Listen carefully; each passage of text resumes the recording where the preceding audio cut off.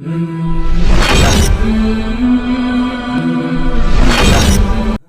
باللہ من الشیطان الرجیم بسم اللہ الرحمن الرحیم رب اشرح لی صدری ویسر لی امری واحلل عقدۃ من لسانی یفقہوا قولی رب زدنی علما رب زدنی علما رب زدنی علما۔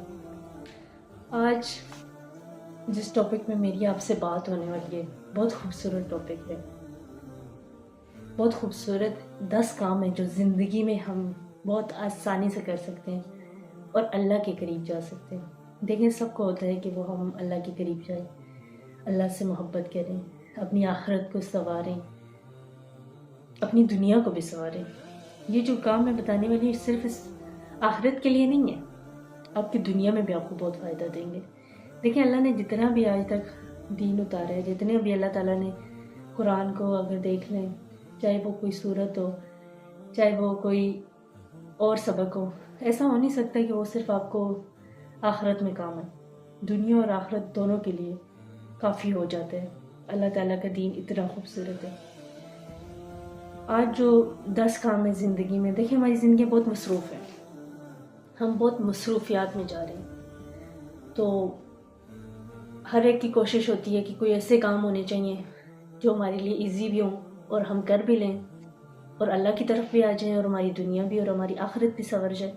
تو آج ان ٹاپک پہ میں آپ سے بات کروں گی اور میں آپ کو بتاؤں گی وہ کون سے کام ہیں جو ہمیں کرنے چاہیے اپنی دنیا بھی سنوارنے کے لیے اور اپنی آخرت بھی سنوارنے کے لیے۔ سب سے پہلے 5 وقت کی نماز۔ دیکھیں، نماز فرض ہے، نماز کو ہم نہیں چھوڑ سکتے۔ میں آپ سے گزارش کروں گی کہ اپنی نماز کو پلیز کنٹینیو رکھیں، نمازیں نہ چھوڑیں۔ نماز بہت چھوٹی چیز نہیں ہے، نماز ہماری سب سے پہلی ہمیں نماز فرض کر دی گئی ہے، تو پلیز اپنی زندگی میں نماز لیں۔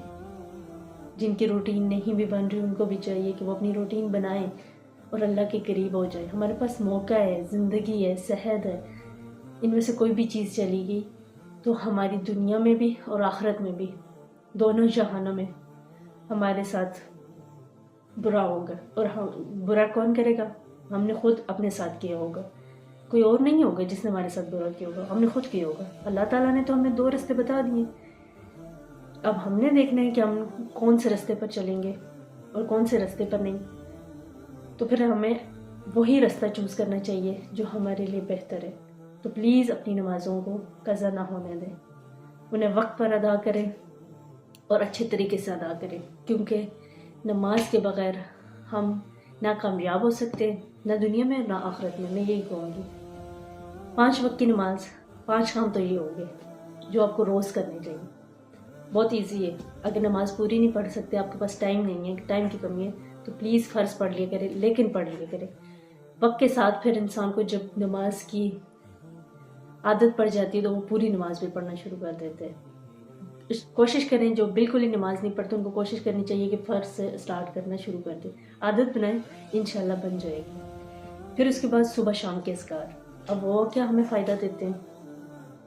صبح شام کے جو اذکار ہیں وہ ہمیں پروٹیکٹ کرتے ہیں ہر آسمان اور زمین میں جتنی بھی آفت اور بلائیاں ان سب سے، سبحان اللہ۔ اور دیکھیں، بہت سارے ایسے واقعات سنتے ہیں، گھر سے باہر کے ایکسیڈنٹ ہوا، ڈیتھ ہو گئی، یا پھر ان کی ٹانگ میں انفیکشن آ گیا، یا پھر ان کے پاؤں ٹوٹ گیا، ہاتھ ٹوٹ گئے، بازو ٹوٹ گئے۔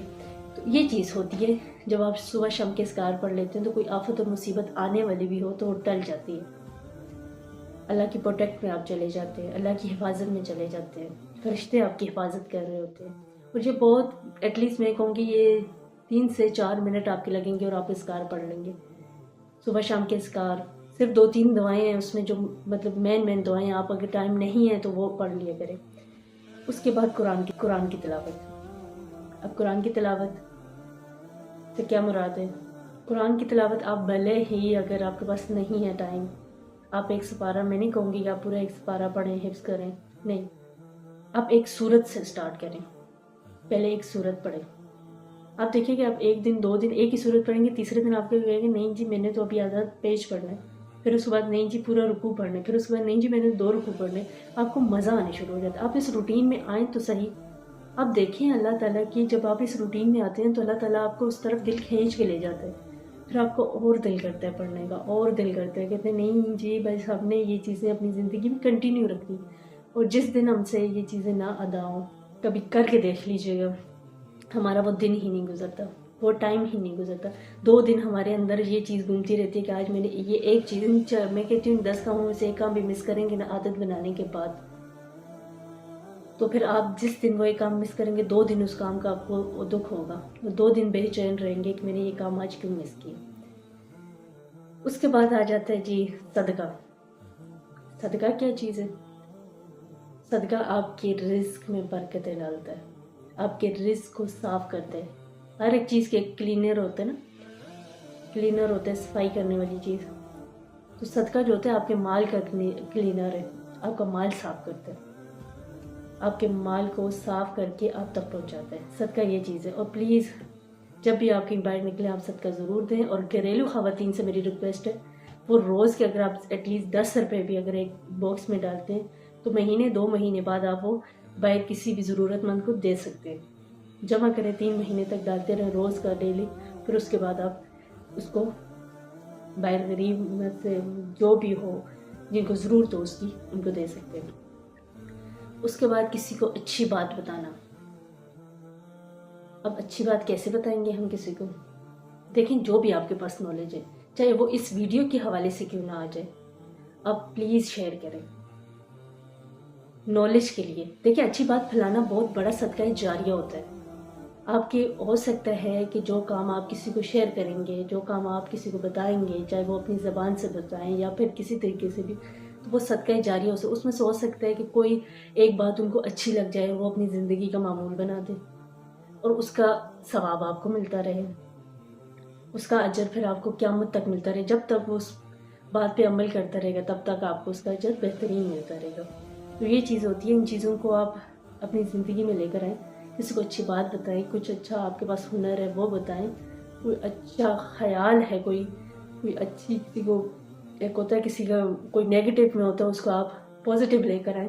یہ بھی چیزیں ہوتی ہیں جی اچھے صدقہ جاریہ میں آتی ہیں، اچھی باتوں میں آتی ہیں. اس کے بعد آ جاتے ہیں جی استغفر اللہ. استغفر اللہ جو ہے وہ بہت خوبصورت لفظ ہے اللہ سے معافی مانگنے کا. آپ نے اتنے سارے کام کیے اس کے بعد آپ اللہ سے معافی مانگ رہے ہیں. دیکھیں آج آپ نے نیکیاں بھی کی، جو گناہ کی ہو گئے ہیں جانے انجانے میں ان کو بھی آپ صاف کر رہے ہیں ساتھ کیا کر کے؟ استغفار کر کے. تو پلیز زندگیوں کا معمول بنائیں، استغفار پڑھیں. چلتے پھرتے اٹھتے بیٹھتے کچن میں کہیں کوئی کام کر رہے ہیں، آپ آفس میں کہیں پہ بھی گاڑی میں جا رہے ہیں، سفر میں جا رہے ہیں، آپ روٹین بنائیں. 1 دن 2 دن 3 دن سفر میں اگر آپ روٹین بنا دیں استغفار پڑھنے کو، اس کے بعد جب آپ گاڑی میں بیٹھیں گے آپ کو خود آٹومیٹکلی یاد آ جائے گا کہ بھائی میں نے یہاں سے آگے استغفار پڑھنا شروع کر دینا. تو استغفار اپنی زندگی میں لے کر آئیں.